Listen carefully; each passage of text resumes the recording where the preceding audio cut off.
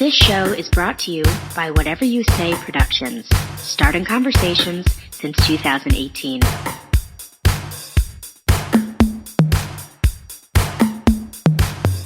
Hello everyone, welcome and welcome back to this episode of At the Newsstand. My name's Aurora. And I'm Sam.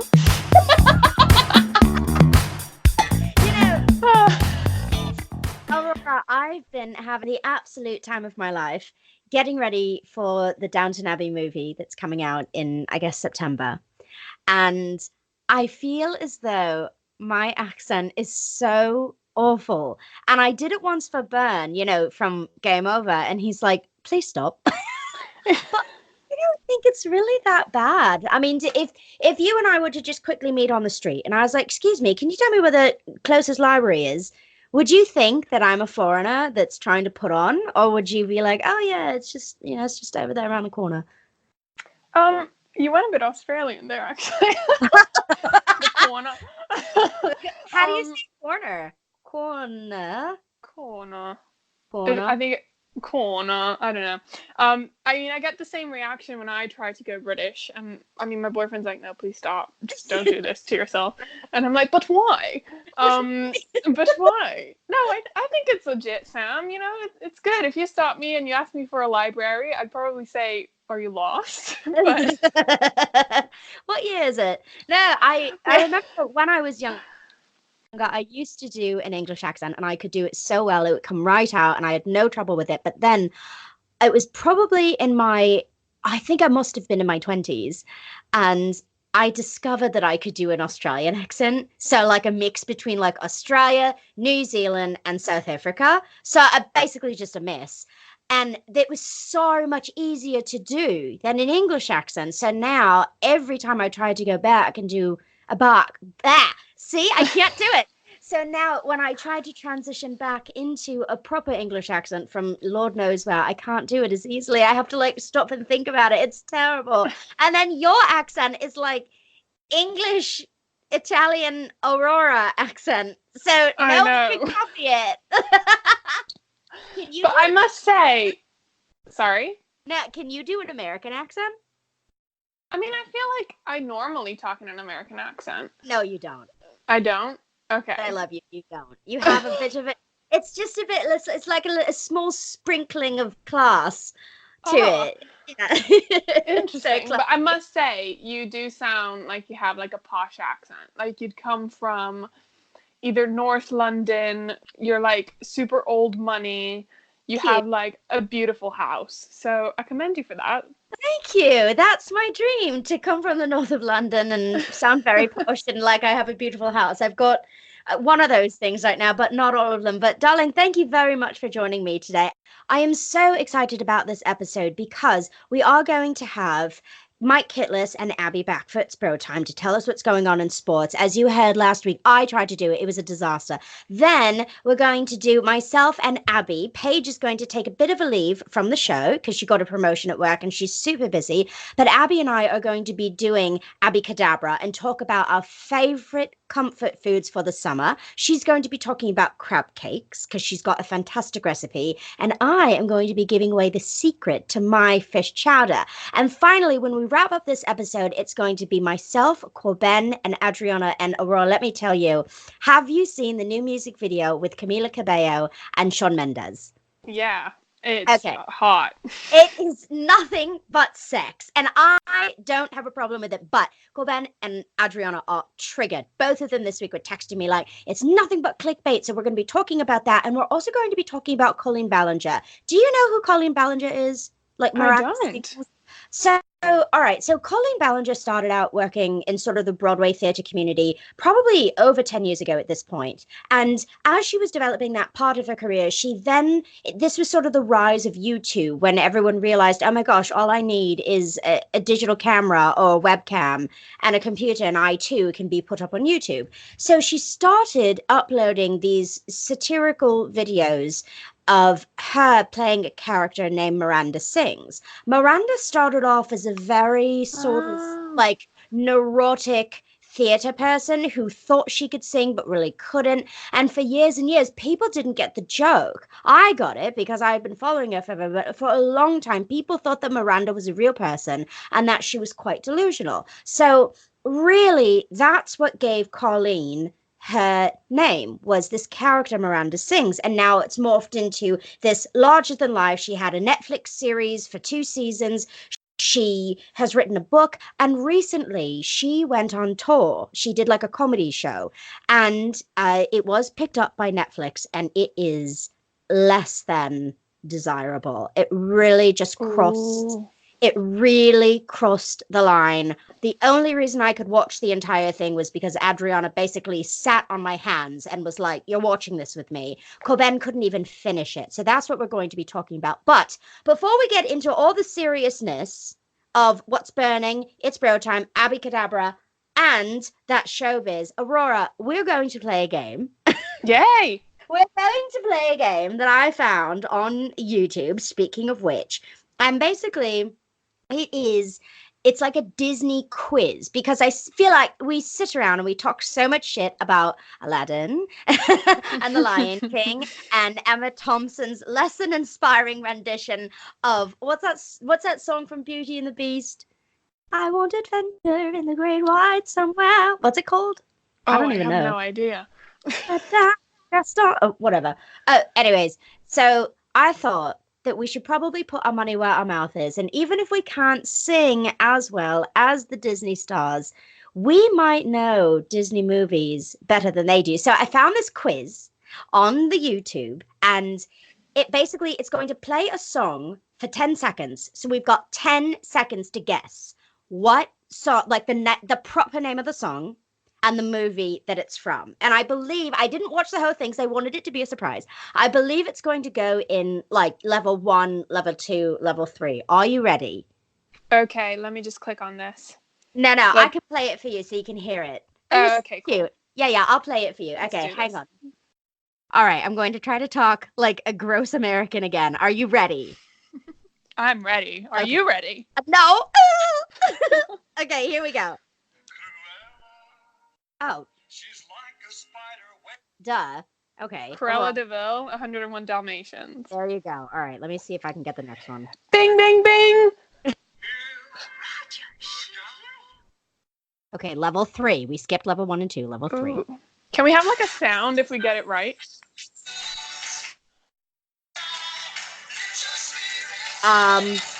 It's from by Phil Collins. Love Phil Collins, by the way. And I think it's called like Son of a Man or something like that. That rings a bell. Yeah. Okay, let's keep playing it and see if we're right. And yes, we can. We can see if let's see if Sarah and Adriana. Actually, I know that Adriana might be able to, but if not, I'm sure Maeve can put in like a ding ding ding when we get something correct. Or like a bit. All right, hold on. Let's see what the name of this song is. Yep. Oh, Son of Man. Sorry. Yay! All right, you're up.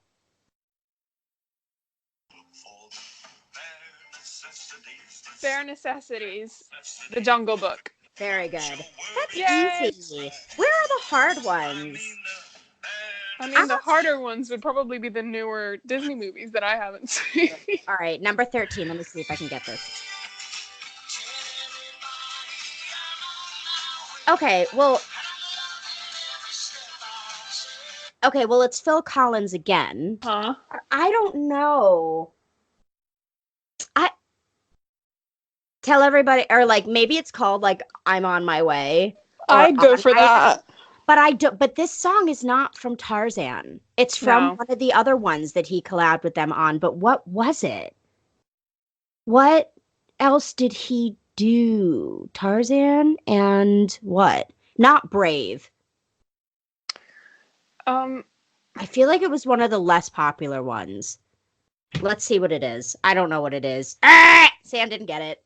There's your sound effect. Maeve, and you guys, when I'm calling out to Maeve, I'm really excited to announce it. We have our very first intern, and her name is Maeve. And Maeve, could you please put in a sound effect for the sound? Hi, Maeve. Thank you, Maeve. All right, let's see what it is. Okay, On My Way. Oh, Brother Bear. Brother Bear. Oh, that was such a cute movie. All right, here you go.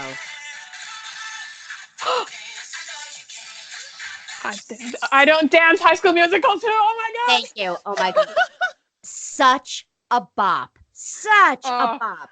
What a tune. You know what still gives me chills? When you watch High School Musical 3 and it's the prom song and it's like, this is our night for whatever. Everybody, come on. It's gonna be right. And the 3 principal males are dancing together. So Zac Efron, Corbin Bleu, and Lucas Grabeel. When they did that little dance break together, I remember sitting there and going, wow, these guys are so freaking talented. Like, what? I know. Such a moment. Iconic. Yep, I don't dance. High School Musical. This is High School Musical 2, I think. Yeah. Number 15. Here we go. They're savages. Oh my god, savages. It's savages from Pocahontas. I love Pocahontas. Woo! Did you see my Colors of the Wind video? Yes. Oh my god. Kind of proud of that. All right, let's go and let's fast forward to the end and see if we can get some of the harder ones. All right, are you ready? I'm ready.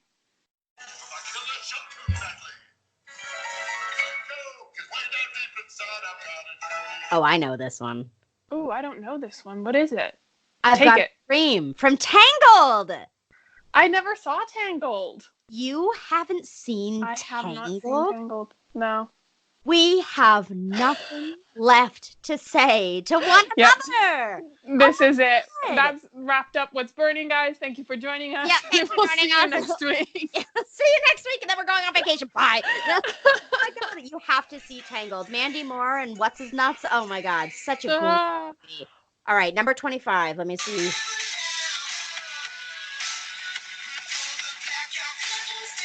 What the fuck is this?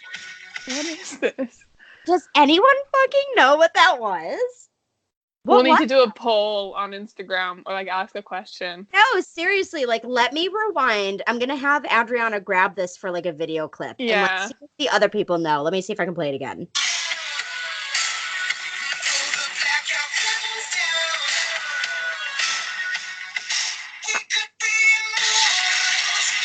Oh. What is it?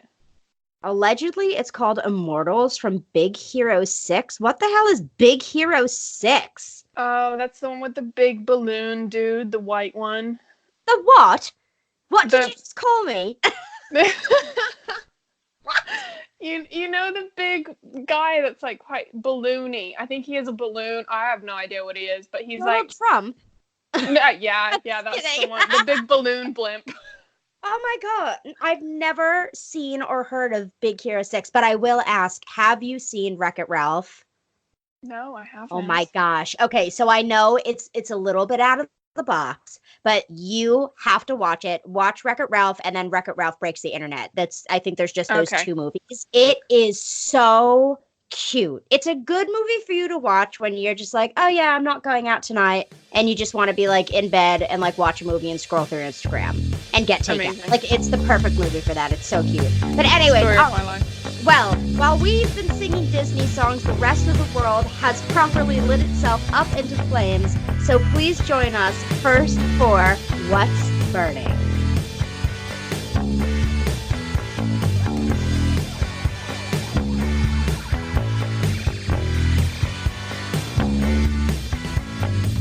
So, Aurora, I have nothing to say about the U.S., but I know you have quite a lot to say about what's happening over in the U.K. Take it away. Tell us what's happening. All right, guys. So, as you all know, and we've talked about, Theresa May has now left the building.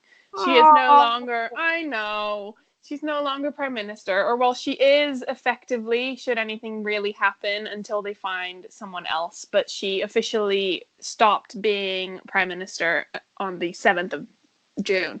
So that means that they are now going through an election. There were 14 candidates, and now they have kind of trickled down to the last two. Boris Johnson, who is essentially Donald Trump's twin, and Jeremy Hunt. Now, why not another twin? well, there were 3 women in the running, and they all got dismissed. So no one likes women. Tell me about it. Yeah, it's not news. If you want hard breaking news, that's not one of them. Breaking news. Women still are overworked, underpaid, and underappreciated. Thank you very much. Good night, ladies and gentlemen. It is 2019. Just putting it out there. It's 2019. But okay. So just to remind you all, this will still be a Conservative Party prime minister because that is the party that is currently in power. So Boris Johnson and Jeremy Hunt are both going up for the position. Boris Johnson is the preferred candidate, although he has not been very interested in taking part in any of the debates. Sky News has said it will be forced to cancel a debate between the 2 men vying to be the next Tory leader unless Boris Johnson agrees to take part in tomorrow's debate. He didn't take part in the first one, and I think he's just assuming that he will win so he doesn't have to prove himself, which I think is so stupid. Although he has the majority of votes from the people who have so far voted, he is just kind of assuming that he will win, which is a big, big mistake. If history has taught us anything, do not sit on your hands in these types of situations. The final decision will be announced on the 22nd of July. So from now, they have about a month of decision making and voting. And 160,000 people will vote to decide who the next leader of the Conservative Party will be. And they are all parts of the Conservative Party. So this is basically to say that... Hello? Yeah. No, I'm here. Hi, sorry. I'm just saying oi. Oh, yeah, oi. Okay. Well, the poor other person is probably like, I'll just leave now. Yeah. So it won't be a vote that is cast by the population. So, yeah, that's what's going on here. Lovely. But the climate is kind of indicating that because both of them are very set on leaving the EU, again, let's talk about Brexit. You should have like a jingle. Let's talk about Brexit. 5, 6, 7, 8. Write a new theme song. Let's talk about Brexit and the exit from the European Union. And this really started back in the 30s. Like the 30s, the 50s, right? This started a long time ago, but no one really talked about it. And then all of a sudden, people were like, oh, we're leaving. And then Theresa May was like, oh, shit. And then everyone's like, where am I going to get my cheese? Yep. Ba-dum-bum. It's perfect. You are talented. Wow. Okay.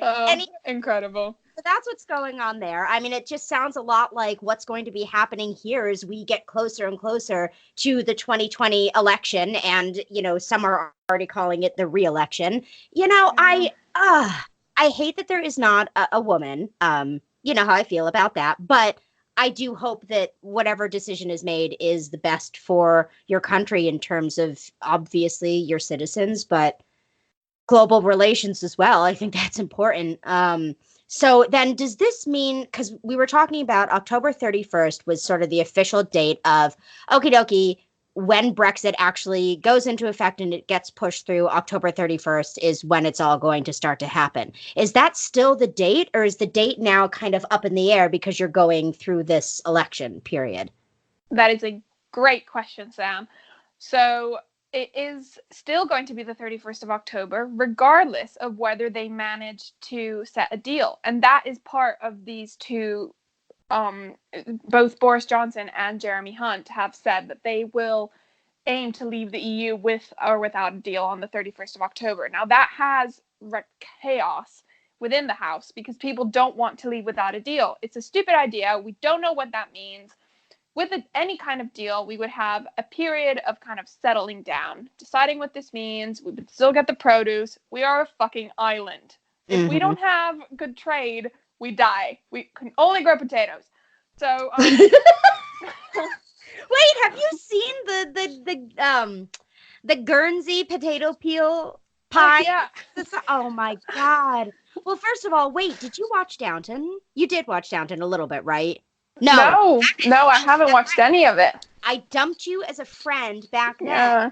And that episode hasn't come out yet. That's for Dicks and Politics After Hours. That'll come out in July as a little summer treat for everyone. But it was so fun to see a lot of the cast from Downton Abbey in the, what was it called? The Guernsey Literary Potato Peel Society? Yeah, something like that. It was a really long title. So you're just going to be eating potatoes. I mean, do you want me to send you a gift basket? Please do. I mean, it might get stopped at customs because who knows, but you can try. Well, I did manage to smuggle an oatmeal cream pie in my bra and go to the Derek Huff show with Abby, so I could put some things in my bra and then come over to the UK and maybe no one would notice. Actually, full disclosure, that's not the first thing I've smuggled things in my bra. I was in Costa Rica. I don't know if I ever told you about this. I was in Costa Rica. I lived there for an entire summer. This was years and years ago. And my mama, my house mother, had a beautiful like lime tree in the backyard. And I really just, it was so sweet. She would, every single day, she would be able to make us limeade from scratch. And she'd go out, get her limes, come in, squeeze them out, and whatever. She told me that if she gave me some of the seeds, I too would be able to grow my very own lime tree. And so she gave me like 2 seeds, and I put them in a little Ziploc bag. And I put them in my luggage, and I thought, okay, hi-ho, here I go. Because a lot of, I mean, like, think of it. Like, a lot of the fruit we get is from, you know, down around there anyway. So whatever. Yeah. Well, so I flew in from Costa Rica, from San Jose to Miami. And the customs in Miami were so awful, so out of control. Lines were backed up that I ended up missing my connecting flight. Now, of course, at that point, the airline then says, okie dokie, we're going to put you in one of our hotel rooms, and then we'll book you on a flight the very next day. And I said, okay, fine. So I was reunited with my suitcase, and they explained to me that what would happen is I would get my suitcase, but then I would have the option to bring it over to them. They would load it onto the correct plane for me. And, you know, I would fly back to New York City. Well, I was so afraid that they were going to find my precious lime seeds that I opened up my suitcase, stuck my hand inside, fished around, found them. And then in the middle of customs, where, mind you, I'm surrounded by 500 other people right now. All eyes are on me. I managed to take the little plastic bag, stick it in my bra, roll up my luggage, and then make a dash for the hotel. And when I got to the hotel, I got a little cup of water, put my lime seeds in the cup of water because Mama said I had to keep them warm. I mean, we keep them warm. Keep them moist.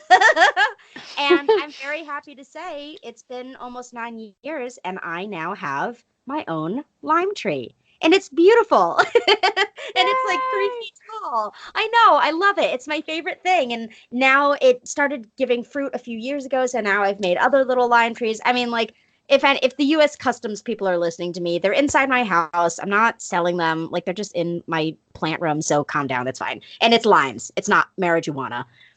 That's what my mom calls it. Marijuana. But anyways. Oh, yeah. Well, we'll be interested to see what the hell happens. And I mean, hopefully they've got a month. So hopefully they can pull it together in a month. But who knows? Ooh, help us. I mean, they've had longer to decide things, and they've waited until the last minute. So we'll see, you know? Man, they love waiting until the last minute, don't they? They're like students. It's like, fuck. Makers. Where's the whatever. Well, all right, guys, stay tuned because we've got a few more segments coming up for you. First of all, we're going to kick things off with It's Bro Time, where Abby and Kitlas are going to be talking about USWNT if they win. And then they're also going to be going over some off-season stuff. It is sort of an off-season for sports, but there's still things that you can keep your eye on. And I'm pretty sure the NBA draft is coming up too. So they're going to be talking about that. Then Abby and I are going to be sharing our favorite recipes, and then we're going to wrap things up with just a bunch of shit talking on hashtag. So thanks again for joining us, and stay tuned.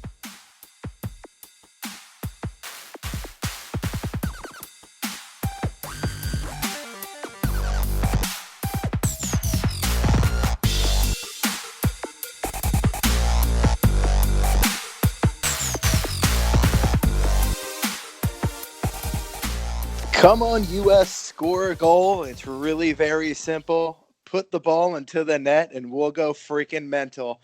The U.S. women's national team has done just that. And Friday, we go to the quarterfinals to take on France, the home country, in Paris at 3 p.m. We're here to tell you everything that's happened along the way. And Abby, how you feeling today? I'm doing great. It's Monday. We're recording on a Monday night, so it's always a good start to our week. And how have you been? We missed you last week. Right. Thank you for picking up the mantle. It's always appreciative that you guys can just step right in and do as great of a job. Really makes me feel good about myself and tells me all kinds of things that maybe I'm not needed after all, huh? Oh, no, we need you. Please don't go anywhere.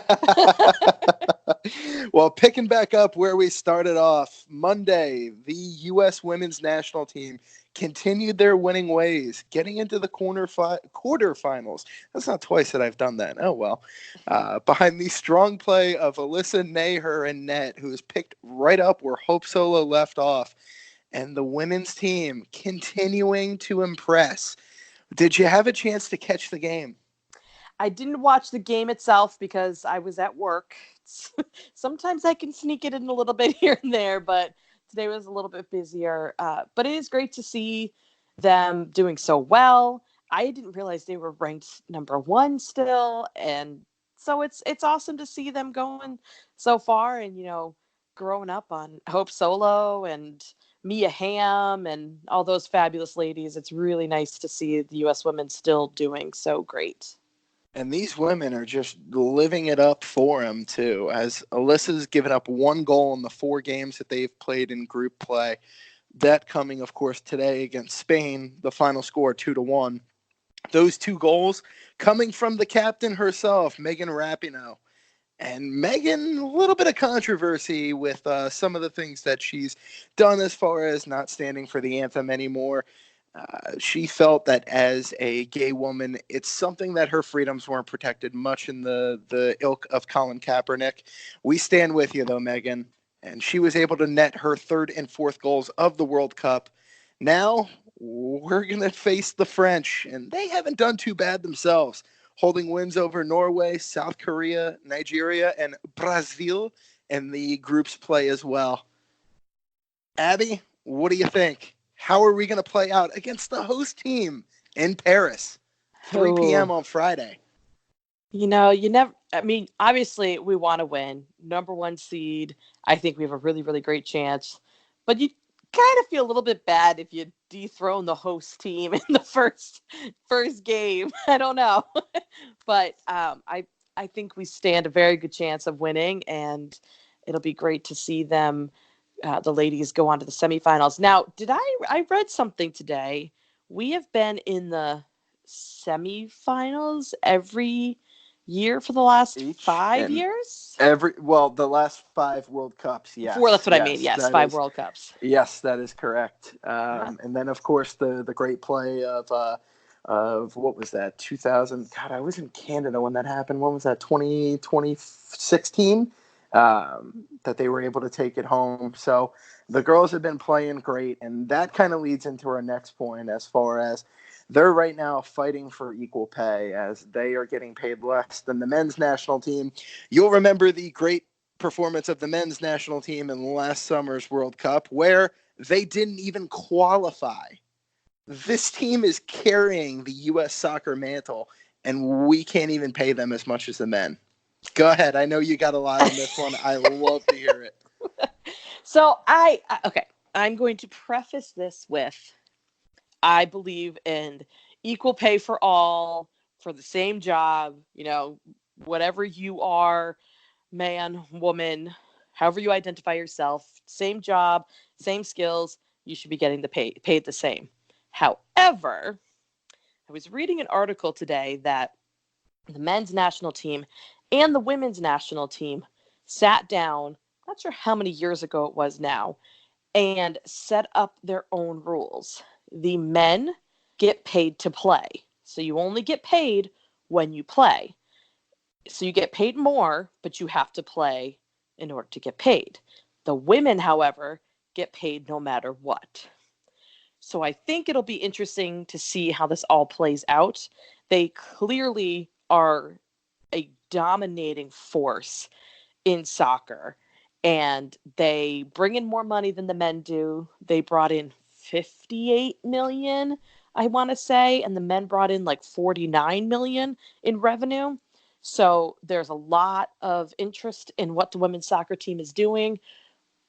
But if it's their fault for the contract that they're in, then let's fix it, because we should be looking at this and figuring out what the problem is. So I feel like they should be getting paid the same amount, but if their existing contract is the reason they're not getting paid, then I'm not sure what this lawsuit is going to do. They are, however, going into mediation, which those of you who don't know what that means, It basically you sit down, both sides of the table with their lawyers, but out of court, and you try to settle the problem without going to trial, which is what the women's national team wants. They do want to go to trial and have a jury make this decision, but it is not something that's going to be handled until after July, hopefully, July 7th, assuming that the ladies go all the way to the end. But it's not something they're going to handle until after the World Cup is over. And many of the women, when it's brought up, they're like, we're not even thinking about it. It's not on our minds right now. We're focused on winning, and that is it. So what's your take on all this? Yeah, and it's great that you hit on everything right there too, with U.S. soccer having to step in and mediate this. It's embarrassing too, considering that it's about $1 million more that the ladies have brought in, and again hitting home that the men haven't won anything in years. It blows my mind that one of the best performing international teams, we can't even take care of them here at home. Yeah, it's crazy. So I will be very interested to see how this all plays out. And I know the ladies were a bit annoyed. I won't necessarily say upset, but that all of this was being brought up. I think pretty much it's been coming up like post games or right before, like in interviews that should be focused on their performance in the World Cup and not this litigation. Yeah. So it's like they're trying to throw them off their game or something, which is not cool either. So hopefully once the World Cup is over, they'll go through this mediation and a fair agreement can be reached. And hopefully it will be a very public agreement, because I think that might be even worse if all this happens, but it's not a big deal one way or the other. And I don't know, sometimes I feel like you kind of got to make a big deal about it. You have to say we won. Do. Yeah, what we won or we lost, so now we're going to court. Like, we achieved it. So I think everybody's watching. There's a lot of legislation happening in different states about equal pay. So I think it'll be very interesting to see what happens later in July. I'm sure we'll have much to talk about after our hiatus, when hopefully we'll know more about that decision. And can't wait to point out that the U.S. women's team is going to win another World Cup, and we'll be back to talk about that in the fall. But to your point, Coach Jill Ellis has done a great job deflecting those pay questions and really trying to keep it about the game. So, but while we're in, as I like to refer to it, the sports dead zone of only having baseball, and thankfully this World Cup has helped distract us for a little bit, we're in off-season mode. We get to hang out a little bit. We get to relax. And I propose to you that we go through and kind of pick for our listeners our official off-season offerings. Some of the things that our favorite players should be doing, should be taking advantage, and things we would do ourselves if we were professional athletes. So, Abby, as the gentleman that I am, us picking a top 5, I'm going to let you go first and let you pick off of your list, so that way I don't cross off any of yours. Okay.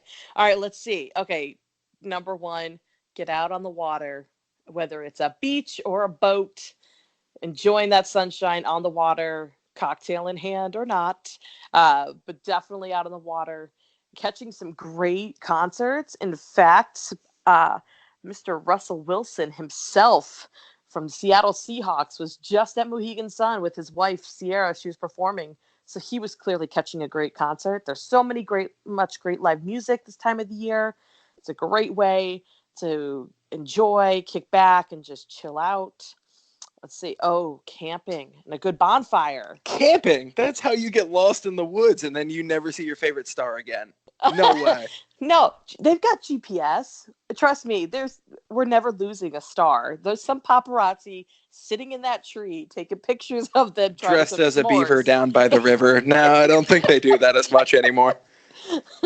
I don't. It's so relaxing, but maybe that's why they should do it, right? They get away from the spotlight. Some of them definitely could use it, I think, to clear their heads.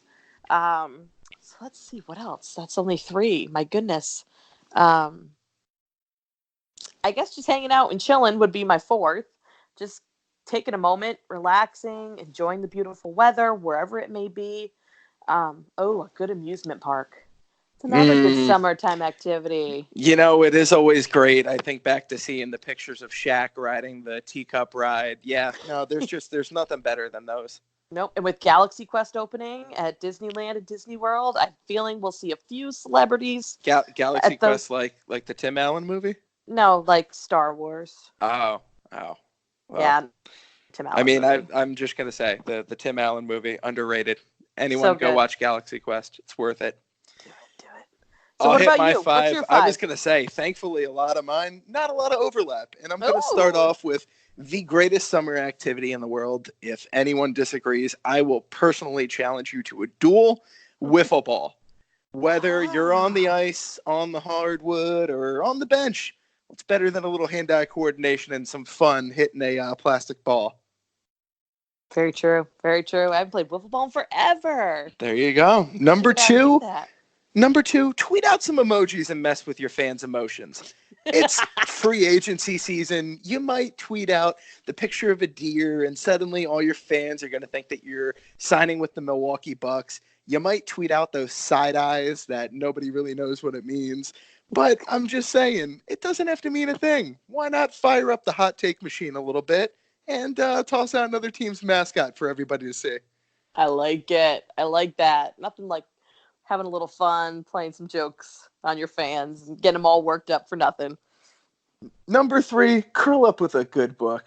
This is that special magical time of year where LeBron opens up Machiavelli and The Prince or The Art of War and Sun Tzu, and he just, tweets out random lines from it for the entire world to read, or Instagram pictures of the quotes. Like, just let your fans know, hey, I have a book in front of me. I can read. And I can read a classic at that. Sure can. Number 4, off-season eating. This is the time. We're already in beach season. You got that beach body. Let's eat a burger and call it a day, shall we?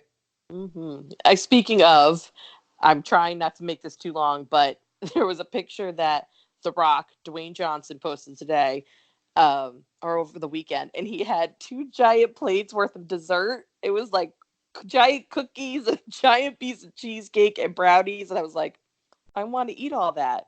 His cheat day is legendary. Our future insane. president, Dwayne The Rock Johnson, knows how to have a cheat meal. That is all I'm going to say. Oh, so good. So good. Last but not least, travel, go somewhere, unwind a little bit, do something you haven't done, and become a tourist in whatever town you're in.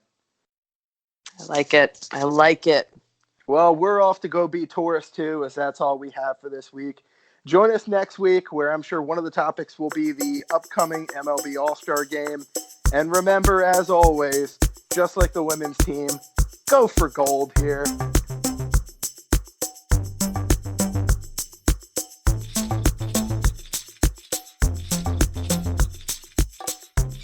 Come on down for summertime comfort food, which I feel like sounds sort of silly, right? Because comfort food, we think of the fall and the winter. But I do believe that there's comfort food that you can have in the summer. Abby, thank you for doing It's Bro Time. I'm glad that Kitlas was back. Are you glad that Kitlas was back? I'm so glad. I'm so glad. I love it when he's back. I feel smarter when he's there. Like, I know what I'm talking about. And I'm glad he's back. Do you mean to say that I make you feel stupid? Or did you feel like you had to dumb yourself down because you were with me? I felt like I had to be so smart because he wasn't there. Like I had to. Girl, you're smart all the time. I know, but it's a lot of pressure. But he is the pro. It's his field. He is the pro, and I wanted to do him justice while he was off. And he literally works in the professional sports industry. Yeah. So it's not fair of us to be like, oh, we're just as good because we're just here like that. But anyway, I'm thrilled to have you back for Abbycadabra, and I'm so excited and looking forward to you sharing your recipe. So I already spilled the beans. I ruined the secret. I ruined the surprise. You're going to be giving us your recipe for crab cakes. I'm going to be covering fish chowder. So go ahead, kick it off. How the hell do you make crab cakes? Oh my goodness. And I have to say, I made them right before we started this recording this evening, and they are so good. Did Michael eat them? No, he's not here. And so I only made 4. I made some so I could eat them immediately, some for our beautiful photos that I will take for lunch tomorrow. There you go. It's perfect. So as Sam, as you were saying, we don't typically think of comfort food in the summertime, but I know for me, and you and I were talking about this, there are certain things that they make you feel comfy in the summer. And for me, it's crab cakes or caprese salad. And so for the crab cakes, lobster rolls, fried clams, all that good wait, stuff. can I ask you, when you have a lobster roll, or when you eat lobster in general, do you prefer to eat the body yaddy yaddy, or do you love the claws? Oh, claws and tail all the way. Right?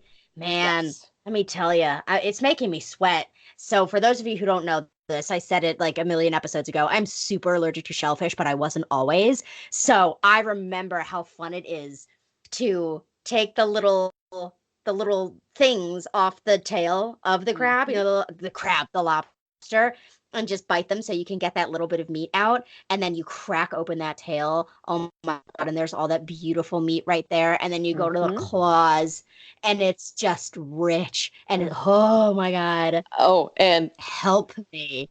Maine lobster rolls all the way. I am not a mayonnaise in my lobster roll. Nope. Hot with butter, toasted bun. Hot with butter. Wait a minute. Stop. People put mayonnaise in lobster roll? It's the difference between a hot lobster roll and a lobster salad roll. They'll add mayonnaise and celery and there's 2 different ones. Yep. No. What an insult. What an insult to the creature that gave its life. No, absolutely not. That is a no. You know what actually we should do? And this will be a real challenge for us. And maybe we can try to do it because next week is our last episode before we go on vacation. Or we can do it for the first episode when we come back from vacation because it'll still be August.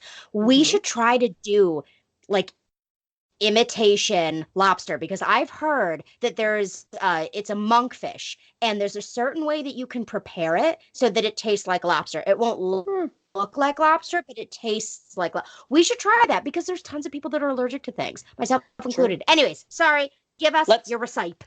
All right, let's recipe. Talk crab cakes. And now we're going to post this, so I'm not going to give you all the exact amounts, but you'll see, just like we did last time, there'll be a beautiful picture with all of the exact ingredients. And if you go to the blog, you'll see exactly how I prepare it.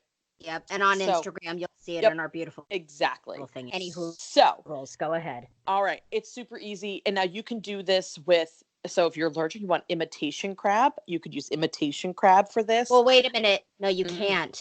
I recently made a trip to the BJ's and I made a beeline, for the seafood section. And I picked up the imitation crab and the imitation lobster, and both of them had crab and lobster in them. Yep. Oh, okay. Yeah, so I take that back.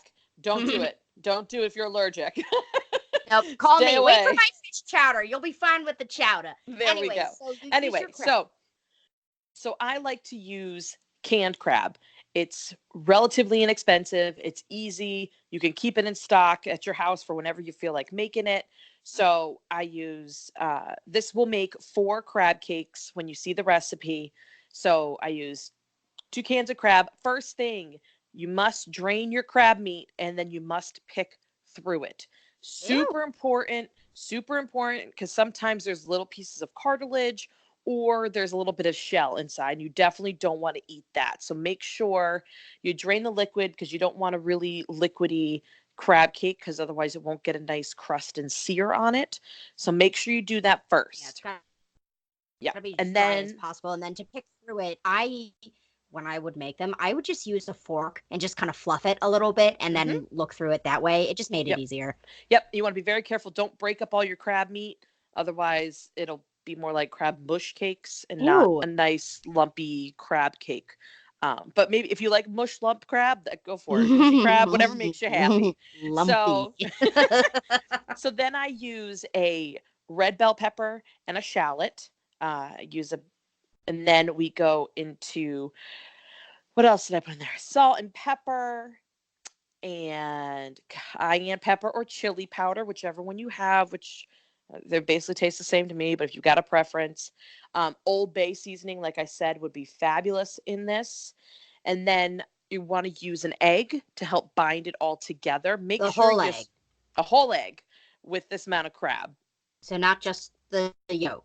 Nope, I use the whole egg. That would be very eggy if you only use the yolk. Okay. Yeah.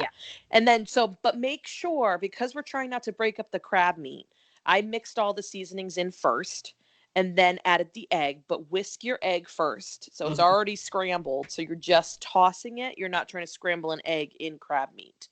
Makes it very difficult. And then I use panko breadcrumbs to bind it all together. I used panko very important. Yes. Yes. I like that it's lighter than a regular breadcrumb. And these I used were unseasoned panko breadcrumbs. Very important. Mm-hmm. Yes. So then just add until the consistency is right. The one tough thing is that you can't taste as you go. You don't want to be eating raw egg and things like that. So you kind of have to make them, and then the next time add more or less of something if you're like. So then what is the correct consistency then? So you want that of, like, I'm trying to think of a good comparison. Yeah, it's kind of hard to think of anything that's like it. I form them with dough. my hands. No, it's definitely not cookie dough. That's going to be a wet consistency. I think a lot of restaurants actually will bread the outside of it before they fry them, because a lot of them will fry the crab cakes or before they sear them. I don't. I just form them, pat them in my hand like a hamburger. And then it's not going to be as dense as a hamburger. And most likely you're going to have some pieces of crab that are going to fall off. I just call those little snacks for the cook. You know, you just enjoy them as you go. And then, so I just cook them. I actually tonight cooked them on my cast iron with a little bit of oil, a little bit of olive oil. Just to cover the bottom of the pan? Yeah, I have actually a very flat cast iron. There's no like lip to it at all. So there's very little oil on it, just enough to keep them from sticking to the cast iron and to help build a crust. And it's about 6 to 7 minutes per side, depending on how thick your crab cakes are. And then, because I couldn't stop there, I had to have more. I made a Dijon dill aioli to go on top. And ooh, baby, was it so good. Now, this is one of the ones, like we were talking about with the deviled eggs last time, much more to taste. But it was mayo, Dijon, dill, lemon juice, salt and pepper. Yep. And garlic. That was the last piece in that. So as you go, like I said, that recipe is also, I included with this. So it'll be everywhere that this is. It's so good. If it's too lemony, add Dijon. If it's too mayo-y, add some more things, but it's all to taste. And did I say there was dill? Because if I didn't, there was definitely dill in it. And there's dill and also dill, and then we use dill. You and I love dill. It's such a good dill. Seasoning. I don't use it I haven't been using it until recently, and I'm like, oh, I miss you, dill. You're so delicious. I put dill in my scrambled eggs. Oh, yeah. A little bit of Parmesan. Oh, so good. Like a tablespoon of milk. Yeah, good sprinkling of dill. Yeah. Salt, pepper, and a handful of Parmesan, and that's it. So good. All right. So good. Well, that sounds delicious. They were so good. They came out great. Do they reheat? Them. And if so, how do you reheat? Yes. I reheat them in the microwave, but I don't reheat them very long. For how long? So, for example, tomorrow I'm going to bring them and put them over a bed of lettuce. So I'll just kind of warm them through a little bit. You can eat them cold. There's no problem. They're already cooked. You just, be careful with the microwave. So what, I like could 15 seconds? Yeah, I'll probably try 15, see how they feel, try another 15, see how they feel. Because, I mean, it's not like putting like something bready in the microwave where it's going to get all weird. But, I'm assuming you could do it in like a toaster oven even. Yeah. But since I'm in my office, I probably won't try to put seafood in a toaster oven. That would be weird. I wouldn't trust you. Well, that sounds really, really good. And then how long, my last question is, how long after you cook them do they keep for? Are you like a 3-day person or are you like a week person? Oh, they would never last that long. Well, if someone wanted to make them stretch, like if someone came to a dinner party at your house and you were kind enough to send them home with a little to-go container, how long could they stay in the fridge and then be eaten? I'd say 3 days. I would say 24 to 48 hours probably for the best consistency. But as long as you don't smother them with the aioli, they'll keep their crispness. You could also reheat them in the pan. Oh, yeah. As well. I would do it on a very low heat so you don't get an extra, like you don't end up burning the crust itself. But I would eat them more on the quicker side, but no more than 3 days. Yeah. Better when fresh. Well, I've got a recipe that will keep. Ooh, wonderful. And it will keep and keep and keep. So this is a recipe that I first stole from my father and then sort of made my own. So you're going to want to go out. You're going to want to get potatoes. If you're getting the little red potatoes, which is what I recommend, you want to get about 2 to 3 potatoes per person.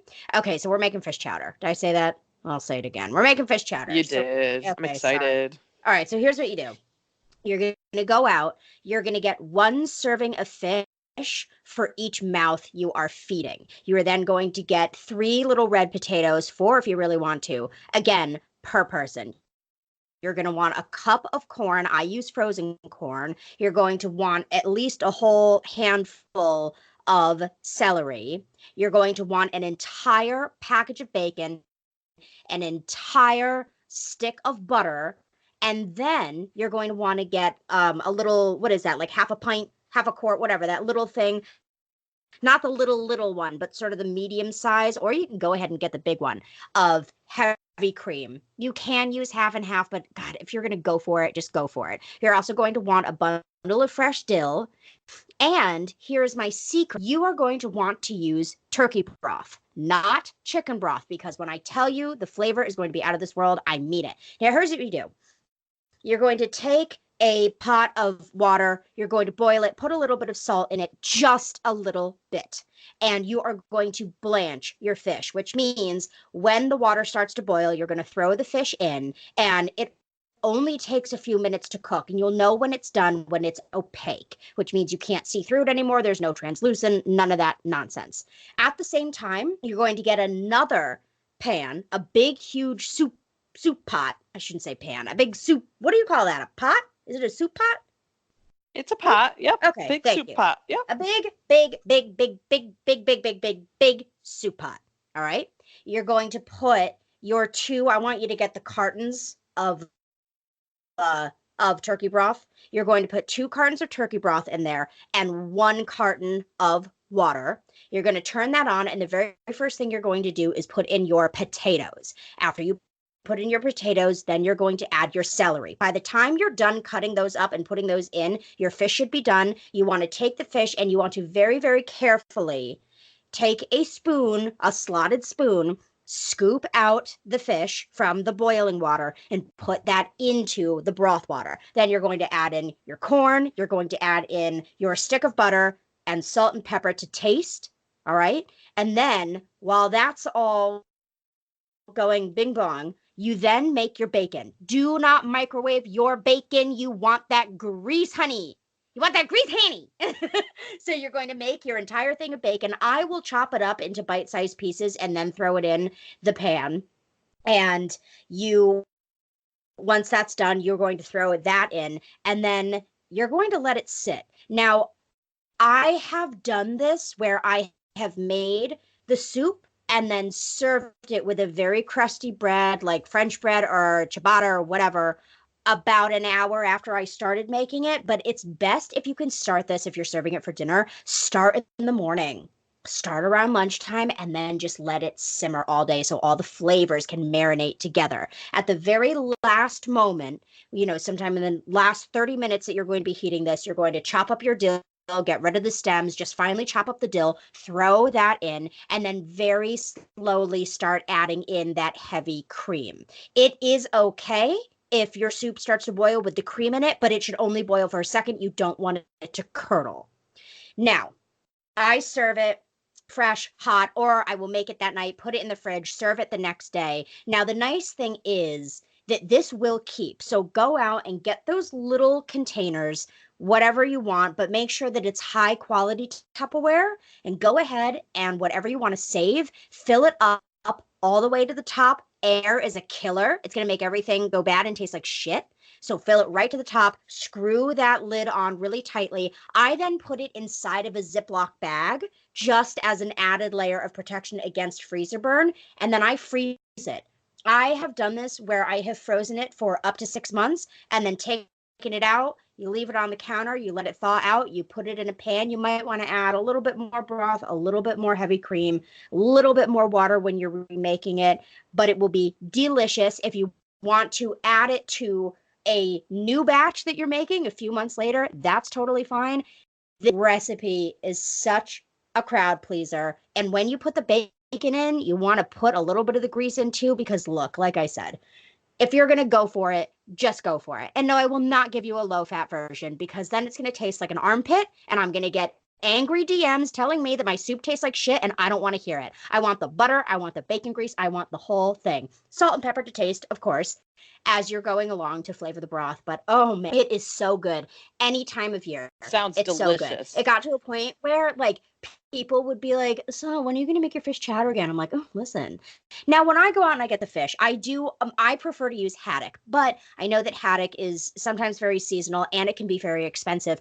I have also used the Trader Joe's or the Stop and Plop version of those individual packaged little frozen cod things, or fresh cod. You can use that as well. It tastes about the same. I can taste the difference between the haddock and the cod, but it's going to be delicious. And the really nice thing about this recipe is it's not going to break the bank. It makes a lot of food. It keeps, it freezes. It's a crowd pleaser. And I mean, I have friends that are like lactose intolerant and they're like, fuck it, I don't care. Give me the soup. So that's that awesome. Is my recipe. Sounds so good. I can't believe I've never made it for you. Who am I? You never cook for me. All we do is slice meat and cheese for each other and open a bottle of wine. Mm-hmm. A bottle or 3. And then watch Dancing with the Stars. Sounds and about scream right. at the television. Wait, do we know when Dancing is coming back? Is it September? I think. No idea. Oh, I can't wait. That's gonna be a whole thing. Like when that starts, we're gonna be dedicating like entire episodes to, and I don't care. And everyone can shut up. Really, I don't care. But anyways, yeah, that's my recipe. It is absolutely delicious. And again, like if you have an allergy to shellfish and mollusks like I do, so you can't have clam chowder anymore, this will absolutely satisfy. You just cut up everything into bite-sized pieces. One thing I will say is when you take the fish out, don't cut it up. When fish is done, whether you're blanching it, which is boiling it, or grilling it, or pan searing or baking or whatever, when fish starts to break apart and sort of flake apart, and when you put it into the broth, you don't want to break it up. Just plop it right in. It will break up on its own. Oh, it is so good. So good. Abby, I promise I will make that for you this summer. Maybe when you come over here to get your microphone, I'll make it for you. Deal? Yeah.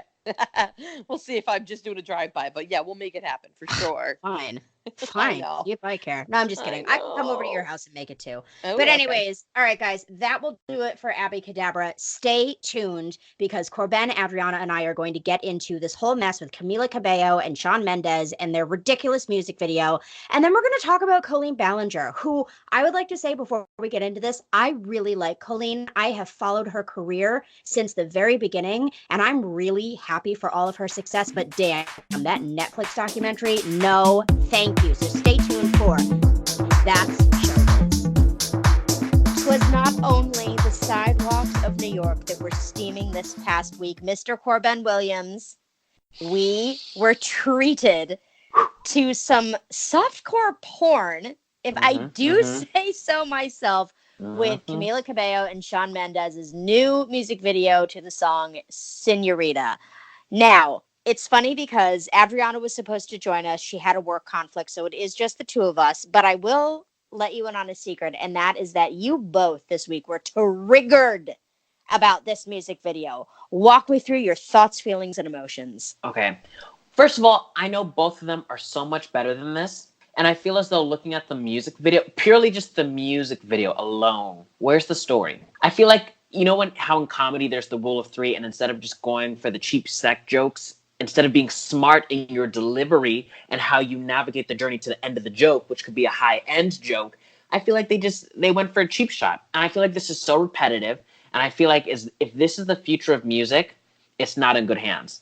Because they're both so much better than this. And we've seen them individually. Well, her in her own career leaving Fifth Harmony, but him, because he started out solo to begin with. But they've both had really good moments in their career where they were actually good storytellers. And that's something that you and I talk about often in the theater community. You don't have to be the best singer in the world. But if you're a good storyteller, oh my gosh. Then we'll follow you. That makes it so worth just listening and watching you and the journey you take us through. What were your thoughts? Well, I guess the story of this was he rides a motorcycle with a dirty white t-shirt and she works at a diner. He walks in, she's giving someone some pancakes and they lock eyes. He then waits for her outside of the diner, grabs her and is like, come with me. They then go to a dusty motel,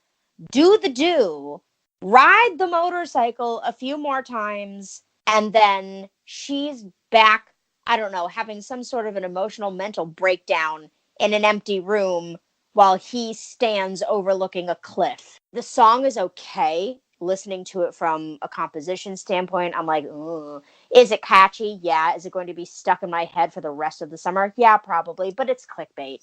They didn't kiss. They didn't do anything. They just capitalized on, sex sells, to make a music video. Now, you and I have talked about this in private, but we'll say it on the air. I have been following Shawn's career since he was on Vine. I remember I came across him on the Discovery page and I thought to myself, damn, this kid is going places. And was I right or was I right? I was right. Yeah. Now, the same thing with Camila Cabello. She is not my favorite person. I think that she still is really young and working to find her voice and what that means to her. But when it comes to looking at Fifth Harmony, and I loved Fifth Harmony, she really, truly is the only one with star power. I was happy for Camila when she decided to leave and go off on her own. I think that was the right move, and I don't blame her because Fifth Harmony was not able to keep up like Little Mix does. They just can't. This music video is ridiculous. The single is... I agree with you. If this is the direction the music industry is headed in, then we're not headed in a good direction. I wish that they had done something else. I don't know. I feel like this would have been a really good song that would be sort of like a hidden track. You know what I mean? Like, I feel like this would be a good, like, track 5 on the album that never really becomes a single, doesn't shoot a music video, but it's like a hidden gem on the album. And you're like, damn, that song slaps. It's such a bop. But for me, it's, on a scale of like a 10, I give it like a 4 for the song, and I give it like a 1 for the music video. We just know that they can do better, Yeah. You don't need to stoop to sex. No, you don't.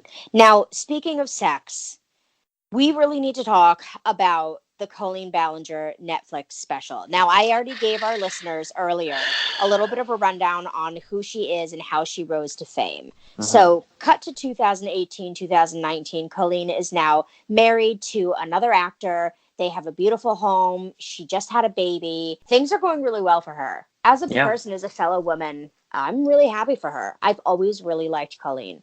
I'm very, very troubled by her Netflix documentary series. And I know I will speak on behalf of Adriana, and I know she won't mind, because we watched the thing together and we said the exact same thing. What really bothered us about the documentary were all the really inappropriate adult jokes. She said porn in that set more times than I can count on my fingers and toes. And there were like 11-year-old girls in the audience and 8-year-old boys that were laughing and clapping along with their parents sitting right next to them. Adriana said to me, she goes, if I took my child to see that and that's what it turned into, I would have grabbed my kid and walked out of there if they were under the age of 16. That just would not be. Yeah. What did you think of the documentary? Well, and I told you, I didn't even finish it because I just, not that I felt uncomfortable, but it just wasn't good to me. It didn't hold my attention. It wasn't anything that really Grabbed you. Grabbed me, and it didn't solidify what I know Miranda and Colleen are, because I know she's, again, like, I think she's better than this, and I know she's good, and I know she's extremely talented, but for me, I feel like the Netflix special was a miss. Yeah. And I know this is kind of coming off, I think, a year or 2 years after her other show got canceled, Haters Back Off, which I honestly didn't like either. I didn't like because it at all. I think the world of Miranda and the world of Colleen together is best done as a sketch, either a 5 to 8 minute video reserved for YouTube. I don't think it has staying power for a series. Now, if this series was maybe like 15 to 10 minute videos, because there are some things like that on Netflix. Okay, yeah, like fine. a web series. Yeah, Sure. like a web series, totally fine. But a web series, sure. But I just, again, I didn't like it. And I do I like didn't Miranda. And for these past few years, I haven't really been into Miranda all that much. I love Colleen, and I love the stuff that Colleen, but like Miranda, I'm kind of out of love with Miranda. Well, let's call it like it is. Miranda Sings is a character that is meant to have special needs. She is on the spectrum. That's who that character is, all right? And I'm not okay with that. Miranda is also a character that makes light of incest. Now, let me make it very clear for our listeners. When Colleen first created this Miranda character, she was wearing of YouTube. Yep, she was wearing normal clothes. She was in like a normal bedroom, and she was a little bit off, but it was more so that she was delusional. Okay, Miranda was created specifically to poke fun at musical theater kids, because kids that are in musical theater, especially those who are really into it, like they are a different breed. And I was one of those kids. You were one of the, like, we can laugh at ourselves. We were way too intense, way too dramatic. At the age of 11, we thought that we could sing the top hits from Evita. We couldn't. So that's how she first created this character, was really to poke fun at those types of kids. And it was, hey guys, it's me, Miranda. I'm going to sing On My Own from Les Mis. So here it goes. And then she'd open her mouth and be like, on my own. And she would sing it horribly. But then at the end of it, she'd be like, I hope you guys liked it. I know that I'm amazing and so much better than you. So, okay, thanks, bye. And it was supposed to be very satirical. And I loved it because I was like, damn, that is literally every single person that I went to college with. Yeah, like it is so spot on. But then Miranda morphed from that into sort of this like high-waisted sweatpants with like the baggy button-down shirt and the red lipstick all over her mouth. But the thing is even though Miranda looked funny and she looked off, she still was very much in that vein of making fun of musical theater kids. She would make jokes about how like, oh, like my uncle filmed this video, or like my uncle said whatever, so you kind of got the feeling that Miranda, the character, only lived with her uncle and her grandmother and that her parents were out of the picture. That I could get on board with. But then at some point over the last 5 or 6 years, Miranda changed. Her behavior became even more delusional and more extreme.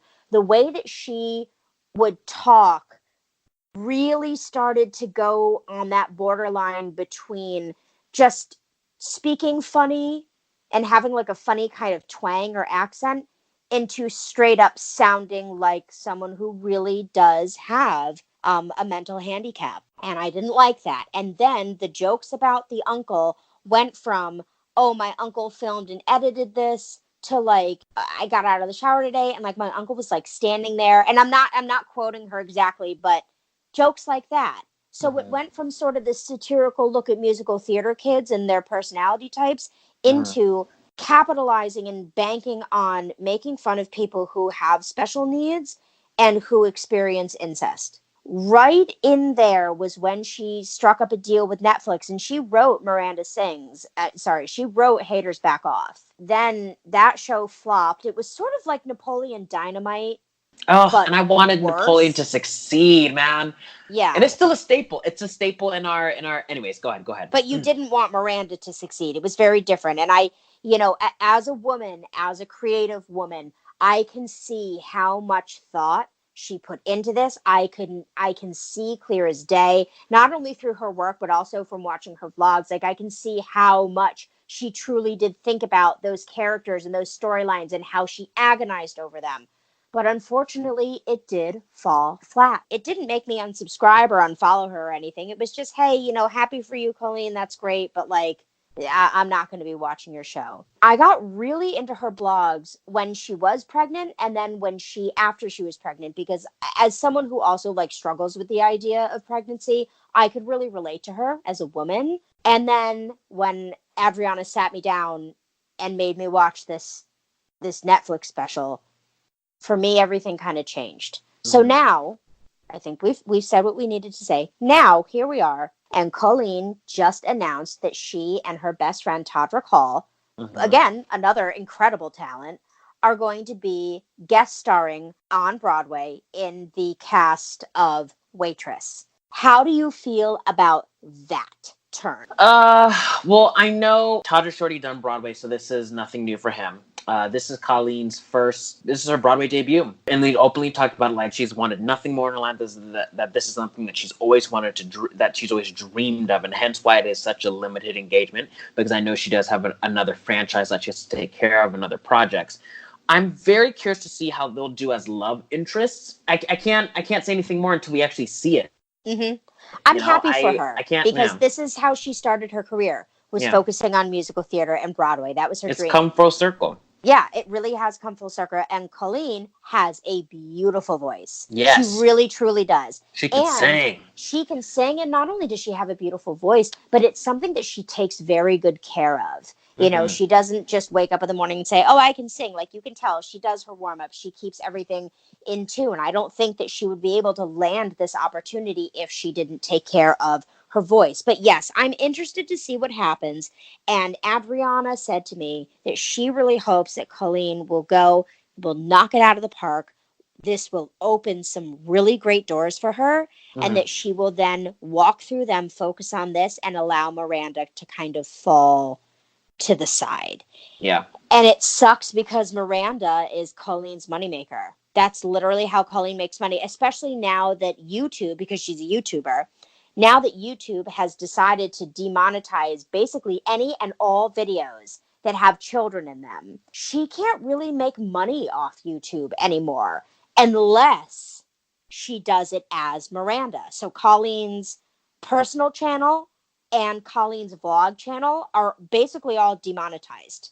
So, there's not a shit ton of money in Broadway, but there's enough. And I just hope that she can be smart enough and surrounds herself with the right kinds of people to find a way to make this profitable for her in the future, so that Miranda can kind of go to the side and Colleen can focus on more things like Broadway and theater. I know that she's a brand new young mom, so for her, touring might be tough.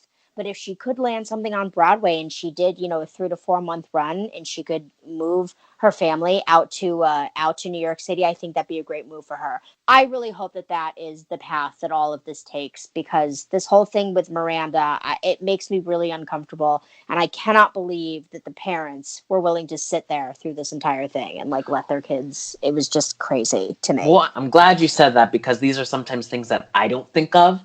Because as you've always told me, you have to look at it from a business perspective. Who's your target audience? And sometimes that can make it harder, because when you have kids, you have a responsibility to make sure, if they are growing up with you in your material of a certain time in their life, that it is something of substance that is either PG or G rated. What you say, what you say and what you're putting out there, they're receiving and they're wolfing it down. And I'm pretty sure you remember when Beyonce gave that interview for her Lemonade album. She's like, that's not my market anymore. I've done my job and I've done that. It is up to parents now to censor their kids for what is and what is not appropriate for them to listen to anymore. I've done that and I'm beyond that now. So, you know, and to your point, like, these are kids, and you're shaping the minds of these young kids. And if you don't have kids who grew up in a certain setting like you and I did, where our parents saw that we were mature enough to handle certain information at a very young age, that is not every kid. Yeah, no, it's not. And you know who I think did a really nice job at transitioning from sort of, you know, the child audience into adulthood is Taylor Swift. Just, I think that she did a really, really good job, even with her Red album, which I thought was absolute garbage. At that point, you know, she was 22 years old. She was of legal drinking age. But even though she was singing about sort of these love-torn emotions, and it was clear that she's 21, so she can have a couple glasses of wine legally now.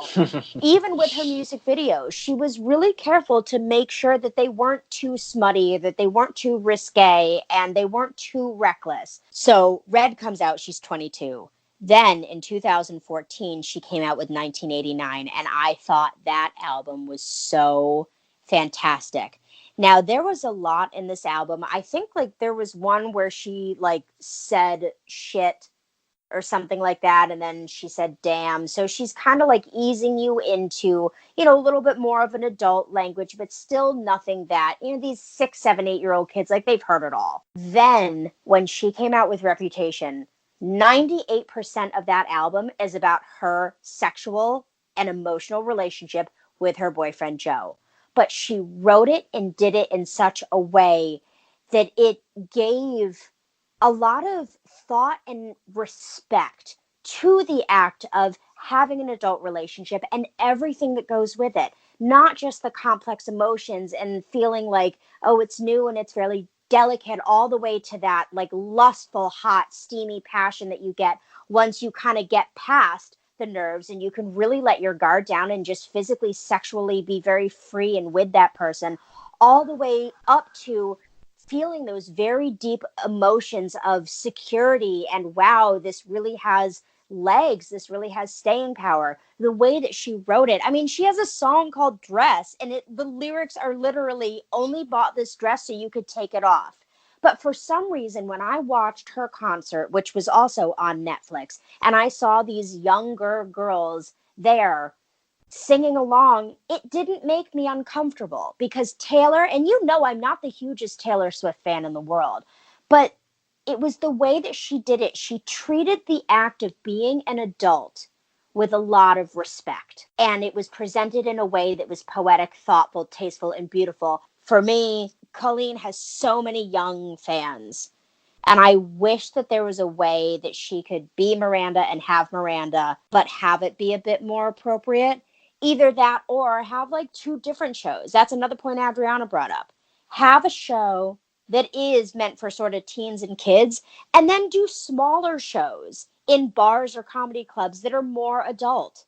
That's fine, but there's got to be a separation. And for me, with this Netflix special, there was no separation. I'll give it a 2 from a business standpoint. Content, I give it a -50. How about you? I will give her an A for effort, but I will give her C+ because I know there's room for improvement. I know that there's room for, and I know she can do better. And you know who this reminds me of, and I think I've told you about this. Barry Humphries, who's renowned in this business, he has a very iconic character called Dame Edna Everage. I think I know I've told you about this. When he was coming up in the business, he had another alter ego personality called Sir Les Patterson, and Sir Les Patterson was very vulgar, to the point where he found what works and what didn't work. And so he only brought that character out every once in a while, every couple of years, because he knows that while as a comedian, it's funny, it pushes those boundaries. And so to your point of like, you know, there's Colleen and then there's Miranda. Once she figures out what it is that she really wants to do, bring Miranda out every once in a while. I'm not saying you need to kill her. No, don't kill her. But pick your moment. Pick your moments and pick your audience and your scenarios for when it is appropriate, you know. So I agree. And here's another thing. I agree with you, CorBen, but here's another thing I would offer to Colleen. Miranda is hers. That's her character. She owns the full rights to Miranda merchandise, the name, the website, everything. That also means that Miranda is 150,000% in her control.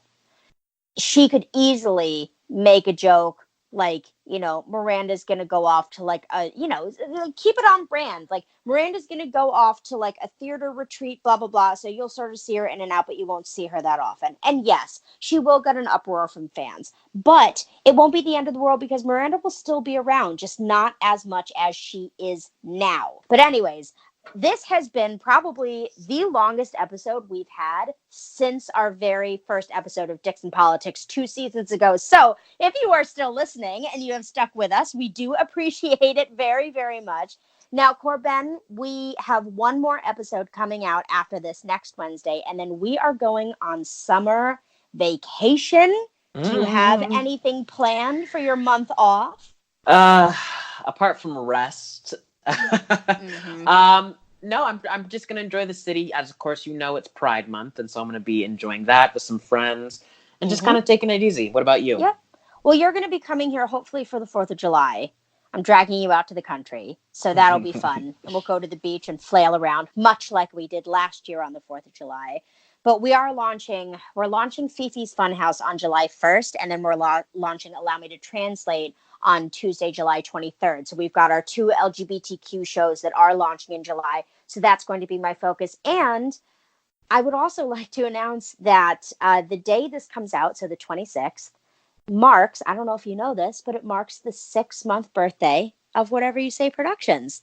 How cool is that? I know. We signed our first production deal just shy of our first 6 months. I've been taking meetings with clients because we are a full service media production and talent management company. So I've been meeting with a lot of really interesting public figures, individuals, companies, brands that are kind of looking for a way to either get into really niche markets or go global. So that's been a lot of fun for me. And I'm really looking forward to focusing on that in July and August. I think it's going to be sort of fun to put my sales and business development hat back on and put my megaphone and my directing down and kind of get back to my basic. You guys, as you know, you can learn more about us, our company, the show, and all of our other shows at whateveryouSayProductions.com. If you're only interested in At the Newsstand, we do understand, so you can go to athenewsstand.com.